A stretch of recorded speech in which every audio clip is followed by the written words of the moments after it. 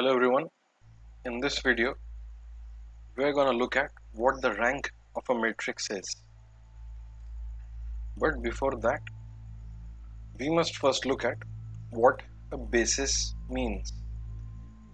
Basis refers to a set of elements which can span a complete set. For example, for the color space that we see in videos, R, G and B form the three primary colors with the help of which we can make any color. So any given color will be some factor multiplied by the red color plus some factor multiplied by the blue color plus some factor multiplied by the red color, and therefore a linear combination of red, blue and green can yield us the desired color. So suppose you have an image, say it's called awesome.png. When you look at the image with the help of any software such as GIMP or ImageJ or even MATLAB or OpenCV, you will see that that particular image has three channels: a red channel, a blue channel and a green channel, meaning each pixel is comprised of three different weights for red, blue and green. The weights range from 0 to 255, and for example a pixel can have a set of RGB as 128, 92 and 41. So it is 128 times the absolute color of red plus 92 times the absolute color of blue plus 41 times the absolute color of green. 255 represents that the color is completely red. So if we have 255 0 0, it means that the weightage for red is maximum while the weightage for blue and green is 0. And this is how colors are displayed on an LCD screen. Depending on the signal coming in, the red, blue or green sort of sub-pixels inside a pixel will be appropriately dimmed or brightened, therefore leading us to perceive various kinds of color through a combination of R, G and B. This table over here shows all the different RGB codes. So black is 000, which means it has 0 red, blue and green, while white is all the colors as 255. Red, as you can see, is 25500, green is 02550 and blue is 00255. And there are a host of other colors which have been showed in the chart for reference. Let us consider what the basis for vectors are. So vectors are formed typically from basis vectors. So basis vectors can be unit vectors. So a unit vector means something which has a magnitude of 1. So I, J and K are sort of unit vectors in the Cartesian coordinate system. They form a set of unit basis vectors. So any vector in a Cartesian coordinate system can be represented as AI times I plus A2 times J plus A3 times K, where A1, A2, A3 are sort of the components of the vector. The components of the vector are essentially the weights by which the unit vector has to be multiplied. But the question is whether or not the basis is unique or not. And the answer is no. I can very well choose two non-collinear vectors in the same plane to form another set. So if we consider a two-dimensional problem such as this, I can very well choose E1 and E2 to be two basis vectors. They are non-parallel. So suppose I represent in the E1, E2 coordinate system A as B1, E1 plus B2, E2. I can write down the vector which is marked by the yellow line, which is along E1, as B times E1 plus 0 times E2, meaning that the vector is aligned along E1 and has no component along E2. But very well I can represent any vector as a linear combination of E1 and E2. and these bases are called as non-orthogonal bases, meaning that E1 and E2 are not 90 degrees, unlike I, J and K. So if I have any vector A, how do I find out the components of the vector A in the E1, E2 coordinate system? It's simple. I just need to take a dot product with the two basis vectors. So a dot product along E1 will tell me the component of A along E1, while the dot product along E2 will tell me the component along E2.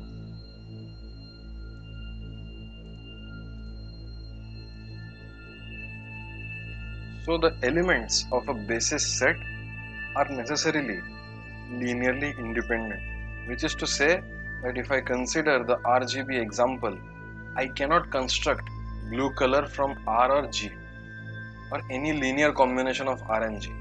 So blue stands as it is, and I cannot simply represent blue as anything else. Blue is sort of a fundamental quantity which I must use to create other colors. Now, how to tell whether a set is a basis or not? Let us write down the components of the vectors I, J and K as vectors I, J and K. Meaning, if I look at a given column, I is comprised of 1i plus 0j plus 0k. J is comprised of 0i plus j plus 0k, while k is comprised of 0i plus 0j plus k. Now the rank of the matrix is 3. Now what do we mean by rank? Rank refers to the largest square submatrix, such as this, which has a non-zero determinant. Let us check the determinant of the matrix formed. The determinant is obviously 1. Let us consider another example in which we have three basis vectors E1, E2, E3, where E1 is I plus 0j plus 0k, E2 is 0i plus j plus k, while E3 is 2i plus j plus k. Now, just by inspection, we can say that E3 is twice of E1 plus 0 times E2, meaning that E3 is a linear combination of E1 and E2, which means that E2 can be formed with the help of the two vectors E1 and E2, and hence E1, E2, E3 are not linearly independent. E3 is a linear combination of E1 and E2. It means that the rank should not be 3, because the rank is a measure of whether or not the three vectors are linearly independent or not. And this is something which you might have studied in linear algebra, or which you will study in linear algebra. So clearly the determinant formed over here is 0. Now because it is 0, I must move on to the next smallest submatrix, which is non-zero. So the next smallest submatrix, which is square, is non-zero, is going to be the one that I have marked. The determinant of 1001 is 1, meaning that the rank is 2. So if I consider E1, E2 and E3, it means that the choice of E1 and E2 is good enough for me to construct E3. It means that only two vectors E1 and E2 comprise the basis of the three vectors.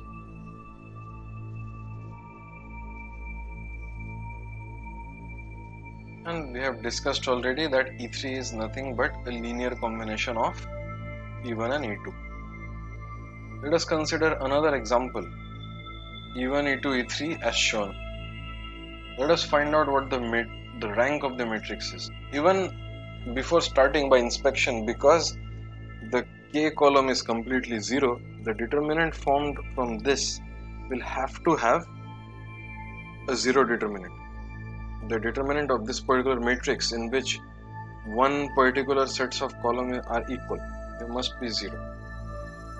So then, what is the rank of the matrix? That is the first question.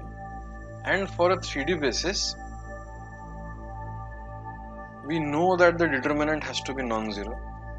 But what is the physical meaning of the determinant being non-zero. And the hint is that the determinant is actually the operation of A cross B dot C, and A cross B dot C is nothing but the volume formed by three vectors A, B and C, and this is something which we have learned in class 11.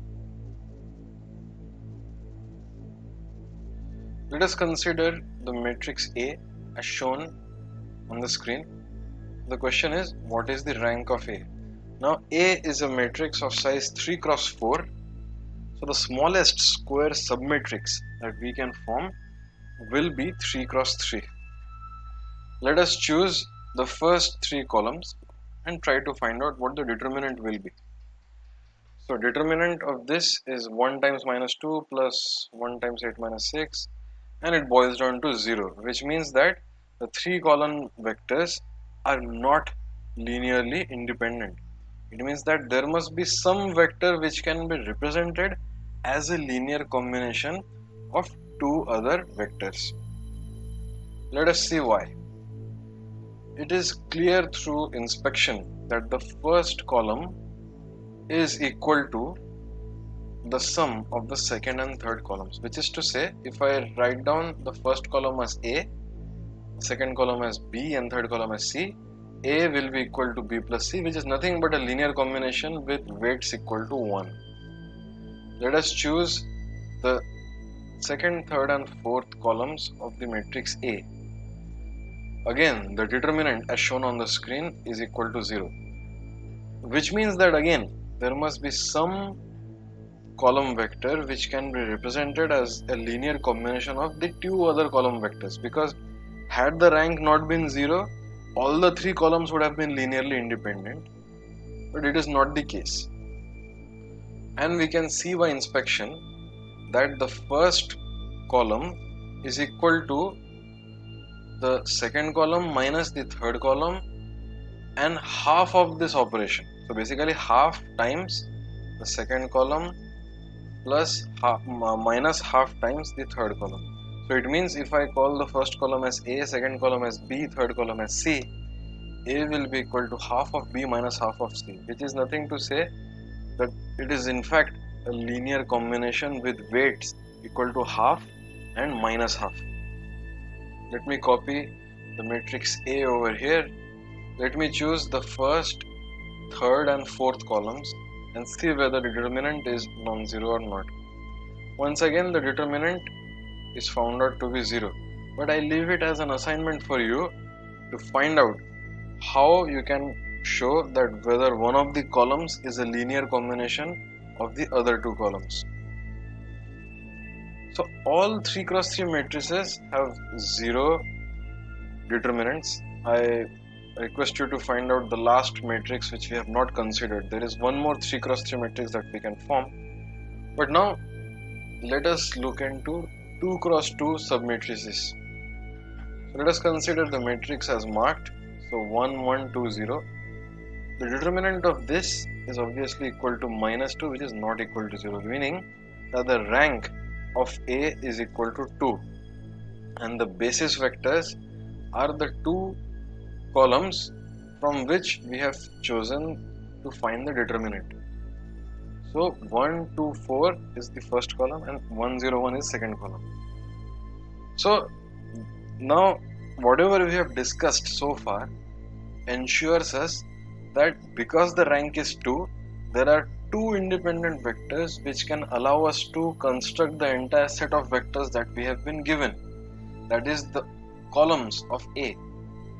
Now can we really construct all the columns of A from only these two basis vectors? Let us see. Obviously the basis vectors themselves can be constructed with the basis vectors, because it is simply 1 times the basis vector plus 0 times the other basis vector. This is quite a trivial task, so I am not going to elaborate on that anymore. What about the third column, 0 2 3? Can be constructed from the two column vectors, the two basis vectors rather. So let it be equal to A times the first basis vector 1 2 4 plus B times the other basis vector, which is 101. Let us proceed to find out each component. So the right hand side becomes a plus b, 2a and 4a plus b.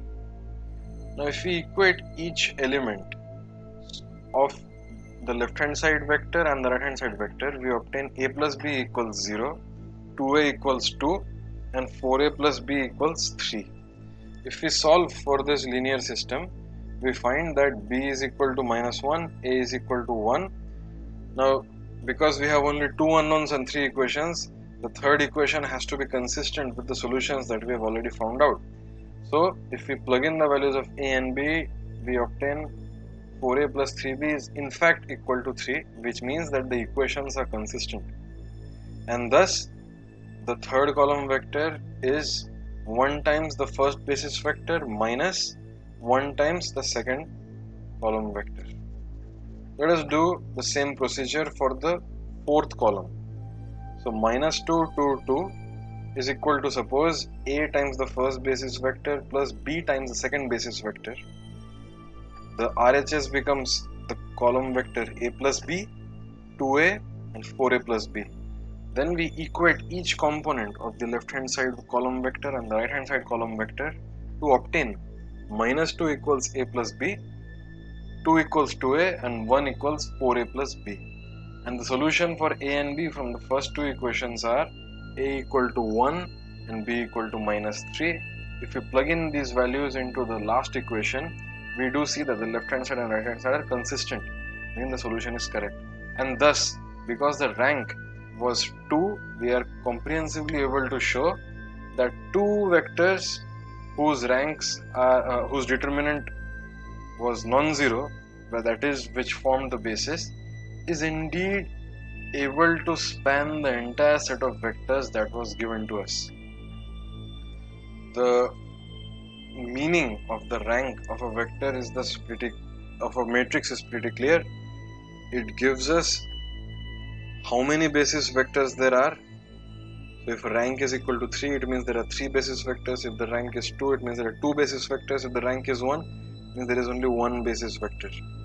And it means that all the other vectors in the matrix, the vectors are represented as column vectors, can be represented as a linear combination of the basis vectors that have been found out. And we have looked at it through means of a very simple example. And I hope you enjoyed this video. Thanks for watching. I'll be back next time with the episode of dimensional analysis, in which we are going to make use of the rank matrix. Goodbye.